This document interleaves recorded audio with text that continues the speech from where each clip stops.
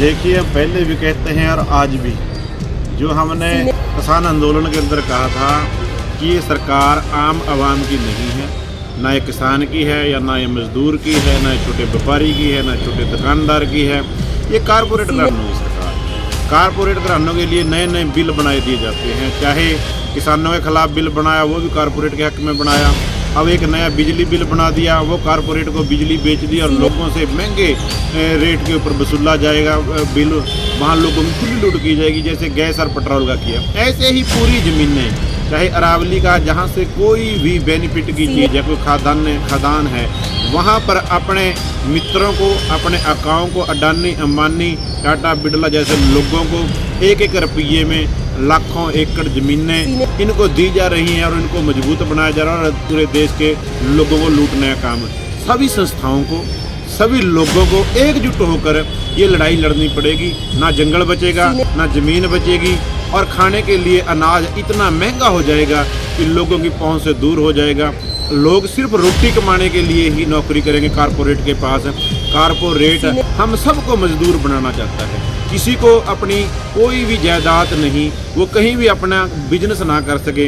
हर एक फील्ड के ऊपर कारपोरेट घराने काबज होना चाहते हैं। अगर आज छोटा दुकानदार, कोई भी कर्मचारी, सरकारी नौकरी खत्म हो चुकी है, जो प्राइवेट नौकरी है उसके अंदर सरदर्दी कितनी है, टेंशन कितनी है, हरासमेंट कितनी है, बच्चे सुसाइड तक कर लेते हैं, परिवार को सही तरीके से नहीं चला सकते। जो पढ़ाई का सिस्टम है, कितने स्कूल हजारों की संख्या में इन्होंने बंद कर दिए गए हैं, लेकिन जो नारा देते हैं उससे उल्ट काम करते हैं। एथेनॉल की फैक्ट्री राजस्थान के अंदर फैसला वापस ले लिया, लेकिन इन्हें कोई इतवार नहीं, जैसे 3 बिल वापस ले लिए थे, लेकिन फिर जहाँ की सरकारें बीजेपी की थी वहाँ पर इन्होंने लागू करने की कोशिश कर रहे हैं। लेकिन सारी किसानी को, मजदूरी को, सब लोगों को एकजुट इकट्ठा होकर लड़ना होगा ताकि आवाम के खिलाफ कोई भी नया कानून ना बन सके। इससे पूरा जो लोग शहर नहीं आ सकते थे वो गांव में अपना रोजगार करते थे, लेकिन कहीं ना कहीं इसमें भी देखना, जो इन्होंने मनरेगा का रूप बदला है उसमें कारपोरेट घरानों को बेनिफिट पहुंचाने के लिए इन्होंने किया है। ये सब इन लोगों को और गरीब को गरीब करना चाहते हैं, अमीर को अमीर करना चाहते हैं। लेकिन किसान जथेबंदियाँ इसके बिजली बिल के खिलाफ भी लड़ रही हैं और मनरेगा के खिलाफ भी अपनी लड़ाई शुरू कर रहे हैं। और हरियाणा के अंदर हरियाणा किसान मजदूर संघर्ष मोर्चा इन सब चीज़ों के ऊपर 23, 24, 25 फरवरी को कुरुक्षेत्र के अंदर सीएम हाउस का घेराव कर महापड़ाव लगाएगा ताकि सरकार हमारे खिलाफ बनाने वाले बिल बंद करे और हमारे हक के कानून बनाए, हमारे एमएसपी पर फसलें खरीदे, लोगों को रोजगार दे। इन सब चीज़ों के ऊपर लड़ाई हमारी जारी है। बीजेपी के पास झूठ बोलने के अलावा कुछ नहीं है। इतना झूठ बोलते हैं कि लोग सच मानने लग जाते हैं। सीएम ने कहा था मैं 31 रुपये धान खरीदूंगा, आपके पास वो वीडियो भी होगी, लेकिन लोगों की धान एमएसपी के ऊपर भी नहीं। एक धान की और गेहूं की फसल ही मोटे तौर पर 100% फसल बिकती थी, लेकिन अब की बार कितने किसानों की फसल एमएसपी के ऊपर बिकी है आप फील्ड में जाकर अपने आप पूछ सकते हैं। झूठ का पलिंदा है इनके पास। जब सरकार 24 फसलें खरीदेगी तो किसान को सड़कों पर आने की ज़रूरत नहीं रहेगी, वो उसका सबूत होगा। इनके झूठ के अलावा कुछ नहीं है। मुख्यमंत्री भी फेल है, जितने वादे किए इसने किसी बात के ऊपर पूरा नहीं उतरा। सेंटर सरकार ने भी जितने वादे हमारे साथ किए, प्राइवेट बिजली बिल रद्द करने की बात की थी, लेकिन इन्होंने सारा बिजली बिल जो लेकर आ गए हैं।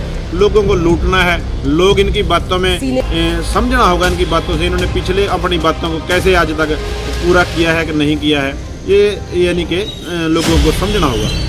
हाँ, अम्बाड़ा के विधायक ने भी निर्मल सिंह ने आवाज़ उठाई, एक विधायक फतेहाबाद से तो उन्होंने उठाई।